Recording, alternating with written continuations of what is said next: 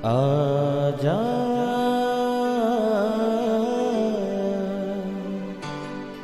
प्रभु यीशु के दर आजा, जीवन मिलेगा तुझे। आजा आजा प्रभु यीशु के दर आजा, जीवन मिलेगा तुझे। आजा आजा आजा आजा।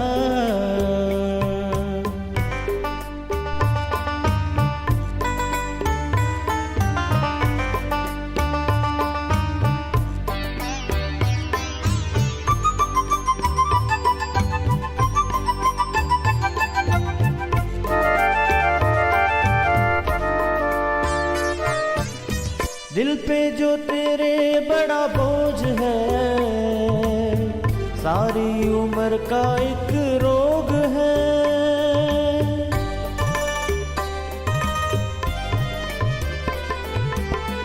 दिल पे जो तेरे बड़ा बोझ है, सारी उम्र का एक रोग है।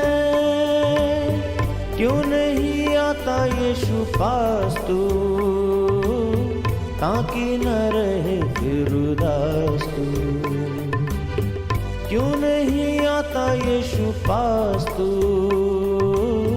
ताकि न रहे फिर उदास तू। आजा प्रभु यीशु के दर आजा, जीवन मिलेगा तुझे। आजा आजा आजा आजा।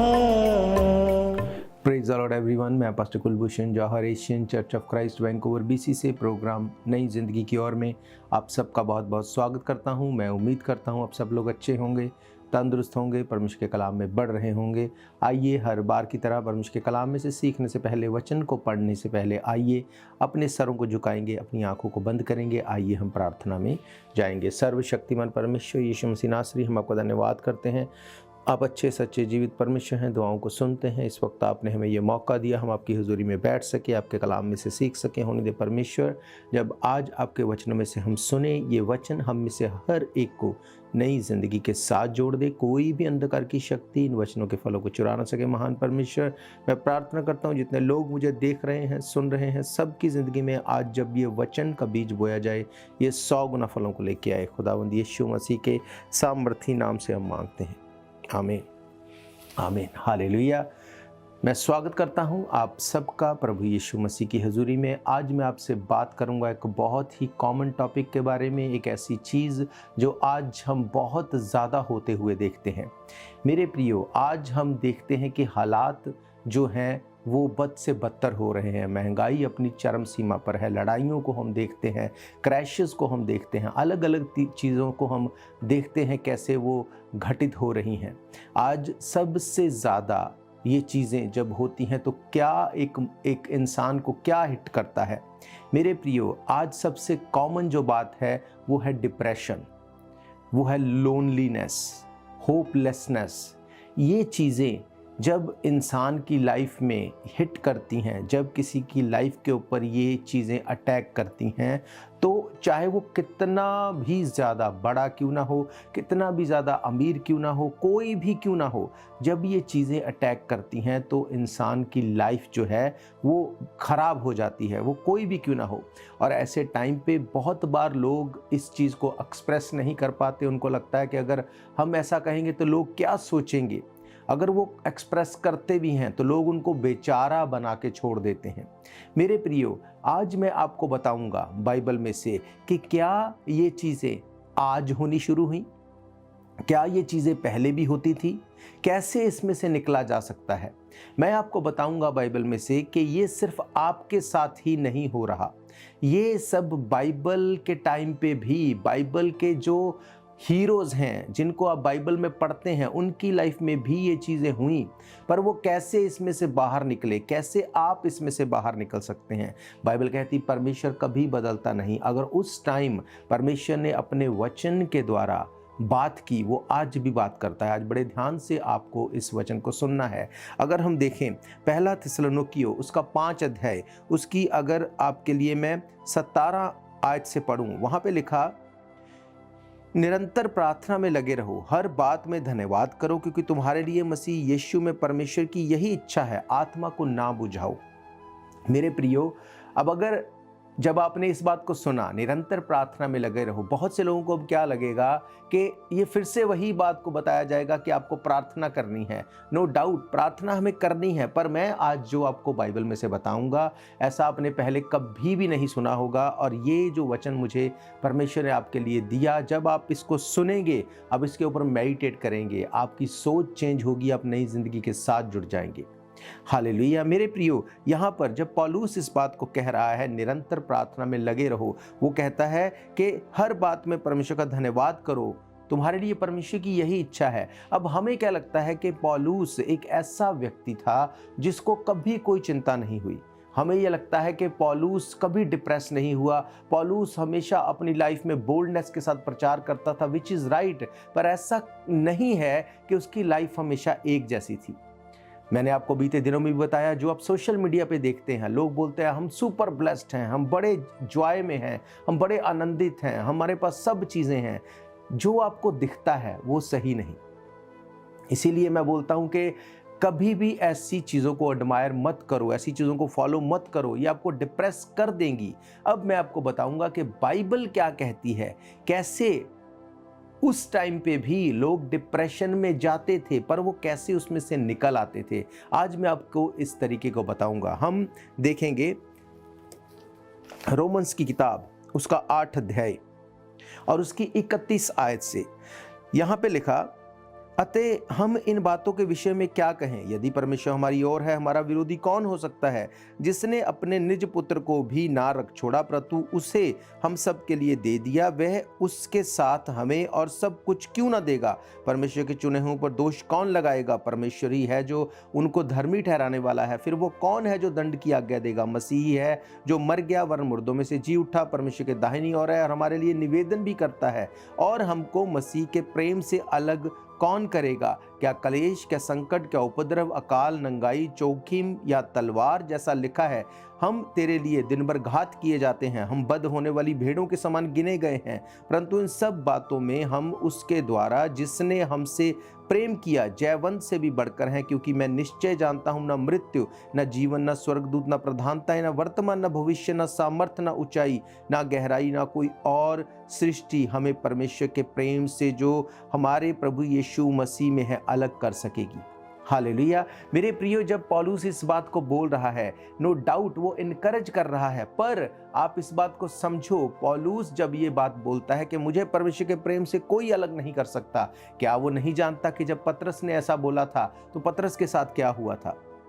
क्या वो नहीं जानता कि कैसे डेविल अटैक करता है। वो कहता है कि हम शैतान की युक्तियों से अनजान नहीं।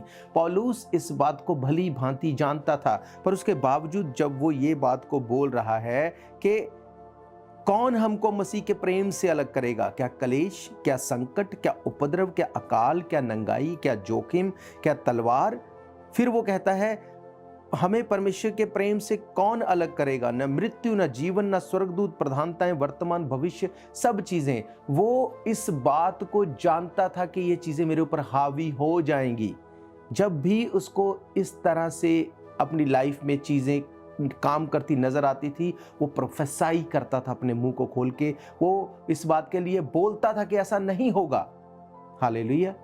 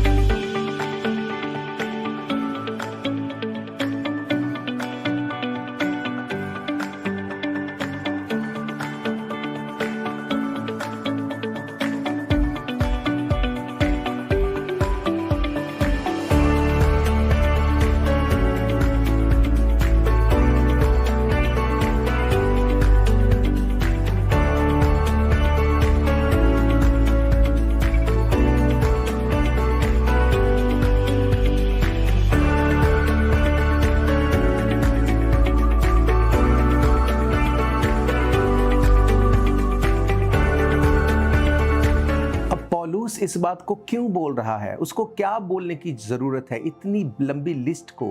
क्योंकि वो ये बात को बोलता है कि इनमें से कोई भी चीज़ मेरे ऊपर हावी नहीं हो सकती। क्यों?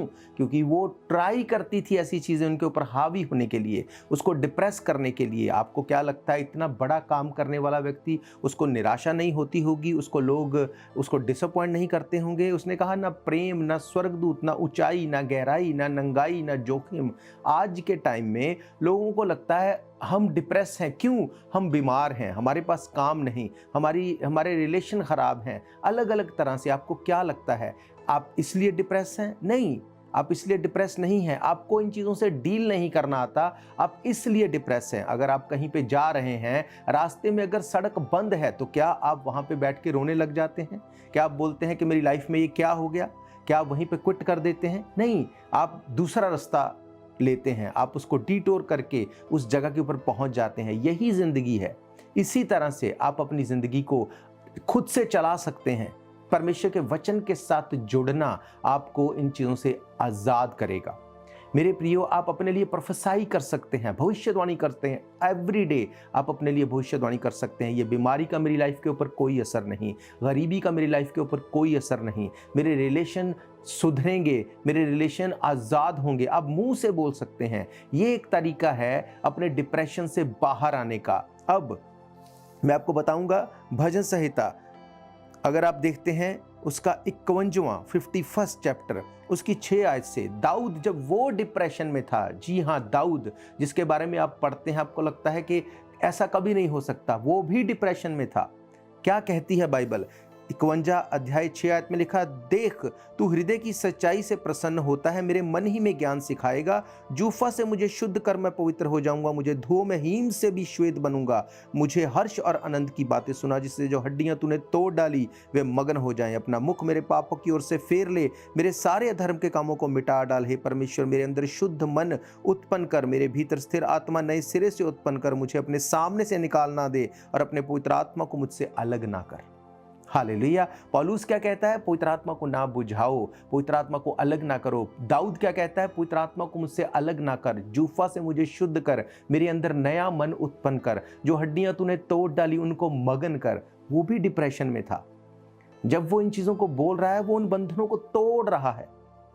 आप अपने आप को सरेंडर कर सकते हैं परमेश्वर के आगे, दाऊद की तरह उसको बोल सकते हैं, परमेश्वर मेरी लाइफ में काम कर, मुझे छुड़ा इन चीज़ों से, मुझे छूटना है। प्रोफेसी करो, अपने मुंह को खोलो, बोलो, अपनी बीमारी को डांटो, अपनी प्रॉब्लम को डांटो, अपनी गरीबी को डांटो, अपने श्रापों को तोड़ो। डिप्रेस होके आप नहीं जीत सकते। बाइबल कहती शैतान का सामना करो, वो तुम्हारे पास से भाग निकलेगा। हालेलुया। अब अगर आप देखते हैं पहला शमूएल 1 अध्याय उसकी 9 आयत से, यहाँ पे लिखा, तब शीलो में खाने और पीने के बाद हन्ना उठी, यहोवा के मंदिर के चौखट पर एक बाजू के पास एली याजक कुर्सी पर बैठा हुआ था। वह मन में व्याकुल होकर यहोवा से प्रार्थना करके और बिलख बिलख कर रोने लगी, और उसने ये मन्नत मानी, हे सेनाओं के यहोवा, यदि तू अपनी दासी के दुख पर सचमुच दृष्टि करे, मेरी सुधि ले, अपनी दासी को भूल ना जाए और अपनी दासी को पुत्र दे, मैं उसे उसके जीवन भर के लिए यहोवा को अर्पण करूंगी और उसके सिर पर छुरा फिरने ना पाएगा। हालेलुया। मेरे प्रियो, जब हन्ना, जब वो डिप्रेशन में थी, जब वो होपलेसनेस में थी, उसकी लाइफ में कुछ नजर नहीं आ रहा था, उसने लिखा है कि उसने परमेश्वर के साथ मन्नत मानी, यानी कवनेंट को बांधा। आप कवनेंट बांध सकते हैं परमेश्वर के साथ। हालेलुया। ये तरीके हैं जिनसे आप डिप्रेशन से छूट सकते हैं। आज लोग डिप्रेस्ड हैं, दवाइयाँ खाते हैं। दवाइयाँ क्या करती हैं? उनको सुला देती हैं, दिमाग को बंद कर देती, पर जैसे ही दवाई का असर खत्म होता है फिर से वही चीज़ अटैक करती है। नो डाउट दवाइयाँ लेना गलत नहीं है, पर मैं आपको ये बता रहा हूँ कि ये एक डेवल है, ये एक अटैक है शैतान का। आपको इसमें से निकलना पड़ेगा। इसमें से पौलुस निकला, इसमें से पतरस निकला, इसमें से दाऊद निकला, इसमें से हन्ना निकली, इसमें से एलिया निकला। मैं आपको ढेरों नाम गिना सकता हूँ बाइबल में से जो इस चीज़ों में से निकले, और जैसे ही वो इसमें से अपने उस काम को बोल के, प्रोफेसाई करके, मन्नत मान के, सरेंडर करके जैसे ही वो निकले, बड़े ज़्यादा ब्लेस्ड होके वो उसमें से निकले, दूसरों के लिए आशीष का कारण बनने के लिए निकले। हालेलुया। आज जिस पौलुस को हम पढ़ते हैं सबसे ज़्यादा बाइबल में, जिस दाऊद के बारे में हम देखते हैं उसने कितनी लड़ाइयाँ लड़ी और वो हारा नहीं। जैसे आप हन्ना के बारे में देखते हैं, शमूएल को उसने जन्म दिया, परमेश्वर ने उसे नबी बनाया। आप देखते हैं एलिया के बारे में, परमेश्वर ने कितना बड़ा भविष्यद्वक्ता जो बोलता था मेरे कहे बिना बारिश ना होगी। आप सोच सकते हैं कितने बड़े योद्धा, वो भी डिप्रेस थे, पर वो कैसे निकले उसमें से? रोते रहे, हम लोग बीमार हैं, हम लोग डिप्रेशन में हैं, हमारे पास कुछ नहीं। नो, बाइबल कहती है परमेश्वर का ये वचन, व्यवस्था की ये पुस्तक तेरे मुंह से कभी ना उतरे, तेरे चित्त से कभी ना उतरे। हालेलुया। ये वो तरीके हैं जिनको करके आप डिप्रेशन में से निकल सकते हैं। मेरे प्रियो, परमेश्वर ने आपको डिप्रेस करने के लिए नहीं बुलाया। मैंने आपको बताया कि अगर आप यहाँ से अगर 50 किलोमीटर कहीं जा रहे हैं, रास्ता बंद है, आपको नहीं पता, आप वहाँ पे जाके क्या करेंगे? आप रोने लग जाएंगे, बैठ जाएंगे, सरेंडर कर देंगे? नहीं, आप दूसरा रास्ता ढूंढेंगे, कैसे मैं अपनी मंजिल पे पहुँच जाऊँ। इसी तरह से आप अपनी लाइफ में जब आप डिप्रेस हैं, आप क्विट नहीं कर सकते, क्योंकि अगर आप क्विट कर देंगे शैतान आपको खत्म कर देगा। पर जैसे ही आप उठेंगे, वचन को पकड़ेंगे, अपने लिए भविष्यवाणी करेंगे, मैं डिप्रेशन में नहीं रहूंगा, मैं बीमारी में नहीं रहूंगा, मैं ट्रबल में नहीं रहूंगी, एक वाचा बांधेंगे, परमेश्वर मैं तेरे साथ समय स्पेंड करूंगा एवरीडे, वचन को पढ़ूंगा, आराधना करूंगा, प्रार्थना करूंगा, भवन में जाऊंगा, उपवास करूंगा। जैसे ही आप ये वाचा को बांधते हैं, बाइबल कहती है परमेश्वर कवनेंट की गई जो प्रार्थना है, जो कवनेंट के साथ आप प्रार्थना करते हैं, उसको वो भूलता नहीं है। हालेलुया। मेरे प्रिय, दाऊद उसने सरेंडर कर दिया। उसने कहा परमेश्वर जूफा से मुझे शुद्ध कर, मुझे धो दे, मेरे अंदर जो हड्डियां तूने तोड़ डाली वो तेरे लिए मगन हो जाएं, मेरे अंदर फिर से तू नया मन उत्पन्न कर, मुझे पवित्र आत्मा को फिर से मेरे अंदर तू दे। हालेलुया। बुझने न देना तुम मशलों को कभी, बेदार रहना हरदम, यीशु आने वाला है। बेदार रहना हरदम, यीशु आने वाला है। शम्मे जलाए रखना, यीशु आने वाला है।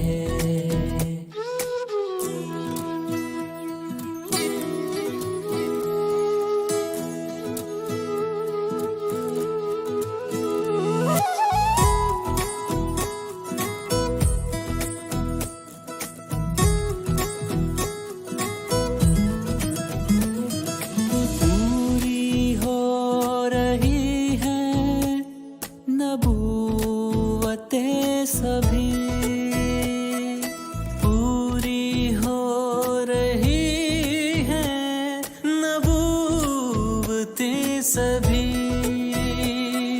दरवाजा दिल का खोलो, यीशु आने वाला है।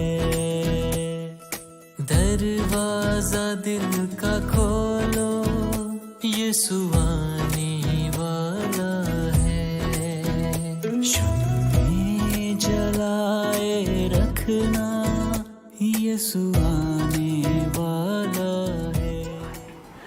मेरे प्रियो, इस बात को हमें समझना पड़ेगा कि हम अपनी लाइफ में क्विट होके नहीं बैठ सकते। आप नहीं सोच सकते कि बस अब खत्म हो गया सब कुछ। जहां से आपको लगता है खत्म हो गया, परमेश्वर वहीं से आपको उठा के खड़ा कर देगा। बाइबल क्या कहती है इसके बारे में, आप उस चीज को देखो। मैंने आपको बताया आप अपने लिए प्रोफेसी कर सकते हैं एवरी डे। आप अपनी बीमारियों से छूट सकते हैं, आप उनको तोड़ सकते हैं, आप शरापों से छूट सकते हैं। एवरी डे आप प्रोफेसी कर सकते हैं, आप सरेंडर कर सकते हैं। जैसे दाऊद ने कहा जूफा से मुझे धो के शुद्ध कर, मेरे अंदर पवित्र आत्मा फिर से तू मुझे नया कर दे। उसने कहा कि मैं अपनी सब चीजों को तेरे आगे सरेंडर करता हूं। हालेलुया। मेरे प्रियो, हम देखते हैं भजन संहिता 73, उसकी कुछ आयतों को मैं आपके लिए पढ़ूंगा। यहां पे लिखा, सचमुच इज़राइल के लिए अर्थात शुद्ध मन वालों के लिए परमेश्वर भला है। मेरे डग तो उखड़ना चाहते थे, मेरे डग फिसलने ही पर थे, क्योंकि जब मैं दुष्ट की कुशल को देखता था तब उन घमंडियों के विषय में डाह करता था। बाइबल कहती है एक ऐसा भी डिप्रेशन है जब आप दूसरों को देखते हैं जो बुरी चाल चलते हैं, जो गलत काम करते हैं, वो ब्लेस्ड हो रहे हैं और आपको लगता है मैं जो परमेश्वर के साथ सही हूँ, सब कुछ सही कर रहा हूँ, सही तरह से चल रही हूँ, मेरी लाइफ में ऐसी बीमारी, ऐसी डिप्रेशन की चीज़ें, होपलेसनेस, ऐसी चीज़ें क्यों? अब इसमें से निकलने के लिए क्या बताया गया? अगर इसी की आप 16 और 17 आयत को पढ़ेंगे, वहां पे लिखा है, जब मैं सोचने लगा कि इससे मैं कैसे समझूं, ये मेरी दृष्टि में अति कठिन समस्या थी, जब तक कि मैंने ईश्वर के पवित्र स्थान में जाकर उन लोगों के परिणाम को ना सोचा।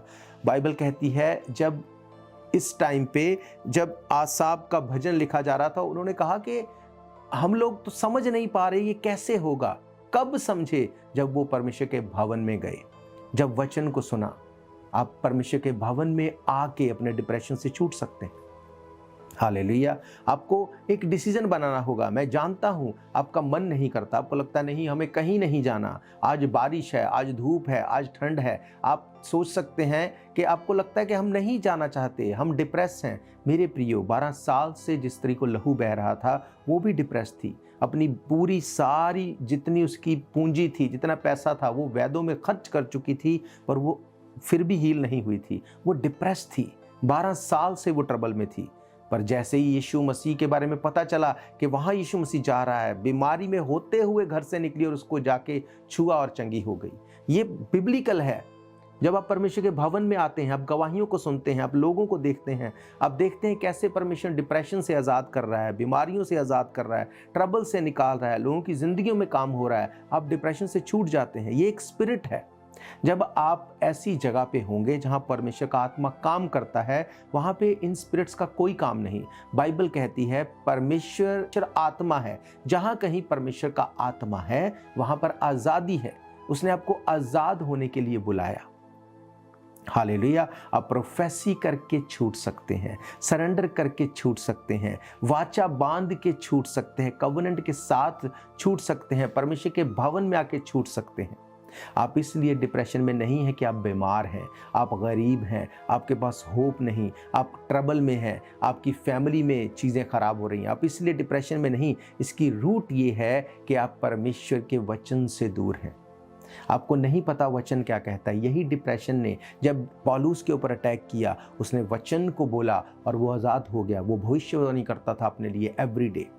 यही डिप्रेशन जब दाऊद के ऊपर आया, वो वचन को जानने वाला था। उसने परमेश्वर से बोला, परमेश्वर मेरे अंदर शुद्ध मन फिर से उत्पन्न कर, अपने पुत्र आत्मा को मुझसे अलग ना कर। वो उसमें से निकल गया। हन्ना जो कि रोती रहती थी, डिप्रेस थी बहुत, उसकी बहन के पास बच्चे थे, उसके पास बच्चे नहीं थे। बाइबल कहती है एक दिन उसने वाचा बांधी और वो उस डिस्टर्बेंस में से निकल गई। हालेलुया। मेरे प्रियो, जब आप एक डिसीजन बनाते हैं, आप उसमें से छूट जाते हैं। मैं नहीं कहता कि आप डिप्रेस नहीं, मैं नहीं कहता कि आपके प्रॉब्लम नहीं है, पर मैं आपको ये बता रहा हूं कि you are not the only one. सबके साथ ये होता है, सबकी लाइफ में ये टाइम आता है। मायना ये नहीं करता कि आप डिप्रेस्ड हैं, आप लोनली हैं, आप होपलेसनेस में हैं। मायना ये करता है कि तब आप करते क्या हैं। हालेलुया। जब आप इस तरह से अपनी लाइफ में चलते हैं, आप बदलाव को देखते हैं। मेरा ये फेथ है, ये वचन आपकी ज़िंदगी में काम करेंगे। मैं आपको बताना चाहता हूँ, अगर इन प्रोग्राम्स को आप फिर से सुनना चाहते हैं, आप हमारे YouTube channel Asian Church of Christ Vancouver BC पे जाके डेट वाइज सर्च करके इन प्रोग्राम्स को सुन सकते हैं। इसके अलावा TV, radio, TikTok, Facebook, Rumble, podcast, every day हर एक सोशल मीडिया के माध्यम से इन प्रोग्राम्स को आप सुन सकते हैं, दूसरों तक बांट सकते हैं, परमेश्वर के भवन में आके सभा अटेंड कर सकते हैं। हर इतवार दोपहर 1 बजे हम परमेश्वर के भवन में मिलते हैं। हर महीने के पहले सैटरडे संडे 24 घंटे की चेन प्रेयर होती है। आप उस चेन प्रेयर में भाग ले सकते हैं। आप अपनी प्रेयर रिक्वेस्ट को भेज सकते हैं।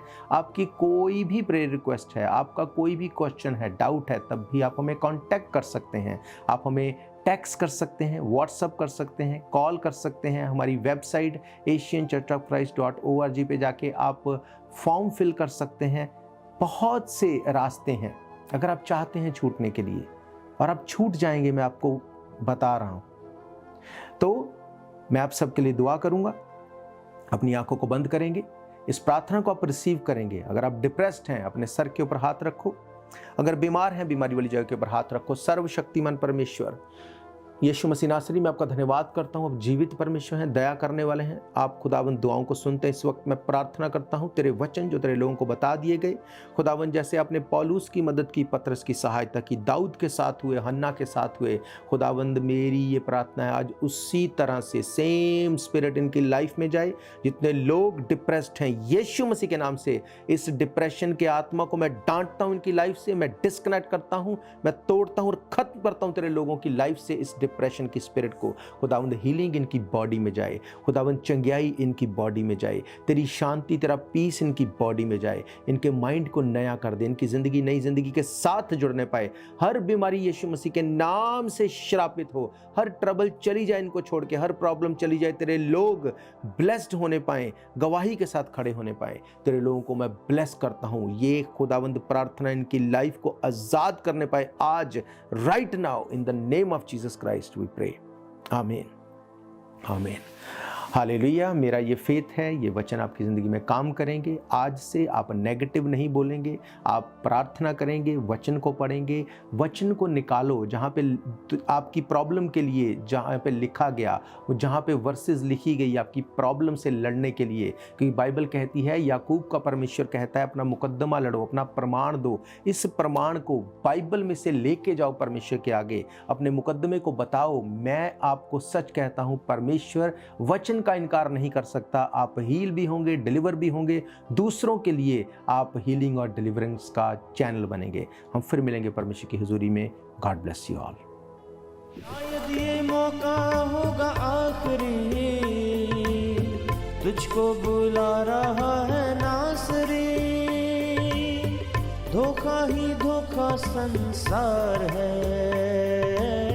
प्रभु यीशु का सच्चा प्यार है।